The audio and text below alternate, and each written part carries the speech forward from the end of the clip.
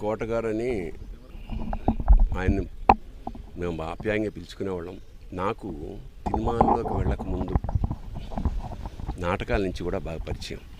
ఆయనతో కలిసి నాటకాలు వేసిన వాడిని నేను.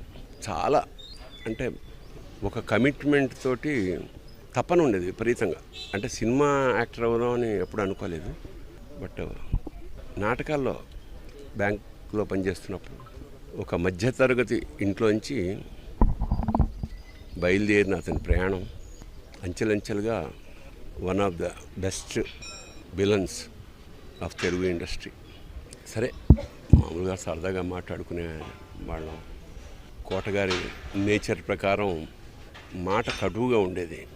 సరే, చిన్నప్పటి నుంచి నాకు తెలిసిన వ్యక్తి కాబట్టి పెద్ద పట్టించుకునేవాళ్ళం కాదు. ఎన్నో విషాదాలని దాటుకుంటూ మహోన్నత శిఖరానికంటే యావత్ భారతదేశం అతన్ని గుర్తించింది.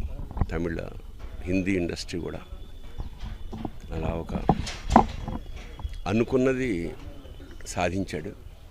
ఇప్పుడే అదే చెప్పుకుంటున్నాం మా అనుభవాలు అతనితో. దాదాపు 50 ఏళ్ల సాహచర్యం మాది. పైగా కుటుంబం, ఆ చిన్నపిల్లలు ఇంటి ఎదురుగుండా ఉండడం వల్ల మాకున్న కుటుంబంతో కూడా చాలా అనుబంధం ఉంది. అలాంటి కోట శ్రీనివాసరావు ఇవాళ వెళ్ళిపోయాడంటే ఒక శూన్యం. కోట శ్రీనివాసరావు గారి స్థానం మాత్రం ఇంకెవరు పూరించలేరు, అది సత్యం. ఆయనకి ఆ పరమేశ్వరుడు ఆ కుటుంబానికి ఆయనకి మనశ్శాంతిని కలిగించాలని మనస్ఫూర్తిగా ప్రార్థిస్తూ, మాకు కూడా కొన్ని వేల అనుభూతుల్ని మిగిల్చిన కోట ఇవాళ కూలిపోయింది.